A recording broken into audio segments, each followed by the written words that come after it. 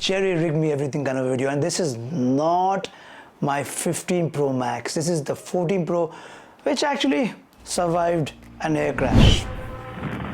Okay, now do you want to watch another 750,000 plus 93 kind of another boring unboxing videos? No, right? Let's move on.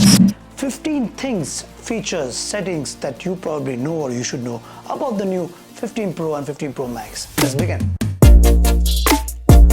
Our story begins with a twist because the iPhone 15 Pro and the 15 Pro Max sports a titanium body. That's like wearing a tuxedo to a pizza party. It's supposed to be more durable, more rugged. That's what Apple says, but what we've been getting reports is that this has not survived many of those tests, those bent over tests, those drop tests, etc, etc. So we are not going to risk this 15 Pro Max with that test because I have a feeling that this might not survive the air crash which my 14 Pro just did. But on a serious note, this weighs 20 grams less than the 14 Pro Max and the 13 Pro Max, which is one more reason for you to upgrade because it feels somehow a lot less lighter, feels very premium, just like the other two iPhones, but lighter, definitely. C-type, that's one more reason for you to upgrade, and thanks to the EU Commission, which has forced all smartphone manufacturers to move to a standard C-type charging, which is going to save all of us so much of headache and of carrying an extra wire. The simple thing is really so much of stress-free. A C-type actually also comes with a lot of more features because right now you can also plug this to an HDMI cable, show this phone presentation on a meeting. You can actually power up the other device, and whichever device has a larger tank, larger juice, will actually land up charging another device. Also your Android devices. Don't trust me, right? See it. As you can see, I'm plugging in the C-type charging wire to the Android device and it started charging. It charges at 4.5 watts, which is not the fastest, but it gets the job done. Rolling. Action. I mean this action button. This another way of knowing that this is a 15 Pro or 15 Pro Max that you're using, and I know the position of the button is little on your uncomfortable side because your fingers reach out on the top. You might hit accidentally the volume buttons, but it's just about getting used to it. I've been using it for 7 days now. I can pretty much do it. Now what this does is that the moment you press it, I can configure this to any of the shortcut. I have done right now, kept Google Keep Notes as a note-taking app because that note-taking app, by the way, works across Android and iOS devices. This is really one of the best note-taking app that I have come across. I've used multiple Evernote, Todoist, everything, and I've concluded that Google Keep is by far the best. My choice, but you can give it a try and let me know in the comments what you feel about it. Now action button, you can configure it to a camera, to anything, to music. It's like having a personal DJ with you all the time. It also is a brag factor because people who know that you're using 15 Pro are going to look at this small button. Yes. What's under the hood of any car or any smartphone is actually what matters. A17 Pro is what is under the hood. The first ever 3nm chipset to feature on any smartphone. Now Mac M1 chip, that's a very fast machine. If you have used that, that's the power you get in the palm of your hand. Imagine the power of a PC. It can actually do 35 trillion operations per second. It's mammoth. The SoC has been upgraded from 6GB and 16 Pro chipset to 8GB. That's again a big upgrade. The biggest upgrade is this. It can do data transfers of up to 10 GB per second. For perspective, the 14 Pro could do only 480 megabytes per second, but it's again considerably low as compared to the Samsung Z Fold 5 because, or S23 Ultra, because that can do 40 GB per second. Not only that, the 17 Pro features 6 CPU cores and 2 performance cores, 10% faster, and efficiency scores significantly more efficient. Overall, it's a beast of a chip.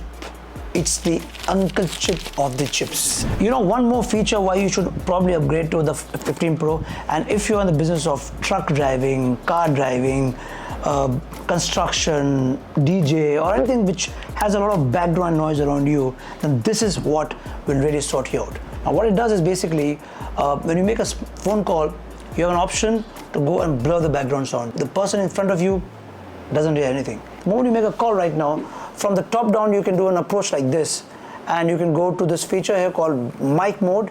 You can choose the voice isolation mode. Before we move to the camera department, let's do a do you know kind of a thing. Did you know that all Apple 15 devices, with a double tap, you can take a screenshot. With triple tap, you can actually start the camera. You can actually configure this to anything. Double tap, triple tap can be configured with music, with DJ, with anything that you want to do it, and that's a very big productivity app. But you also know that you could use the volume rocker button to take pictures. Used it as a clicker, like this, so you don't have to reach out to that thumbnail and take a picture. Did you also know that you could actually do a DND? You can silence all the unknown calls that you get. Basically, people who are trying to reach you and trying to sell you something and to bother you, you'll not get the calls. It'll be all silenced. You could see them on a missed call, you can call them back. That's another wonderful feature. Did you know that this iPhone can also be used as a table clock? Yes, you could set this up and you could put that next to your alarm, to your bedside, and you can use that as a table clock. How cool is that?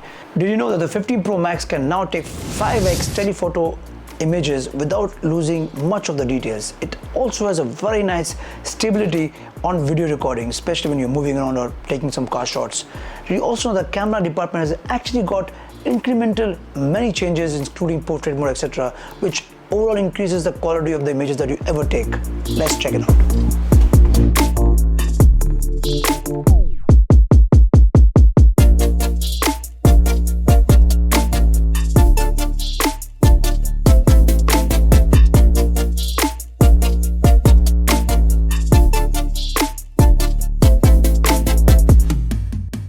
Time for the verdict. Should you upgrade? If you're a 14 Pro or 14 Pro Max user, or even if you're a 13 Pro or 13 Pro Max user, there is no visually different reasons for you to upgrade, because whatever changes has happened under the hood. If you are somebody who is always in a loud environment, stock market, or you're driving or around everywhere which is there, a lot of ambience noise around you, and you have to take a lot of calls, then the voice isolation feature on the iPhone is just mind-blowing. If you're somebody who's a content creator who's always out there to shoot content, then the camera feature is just a big step up from the 14 Pro also. These are 10-20% difference, which makes all the difference while you're shooting video, while you're shooting photos. Yes, it is not going to replace the DSLR which we are shooting from, but this is something which can really make your moving shots, especially when we are doing car videos. This is going to be a very big step up. What do you think of the 15 Pro? Would you upgrade? Do drop on the comments what do you think about it.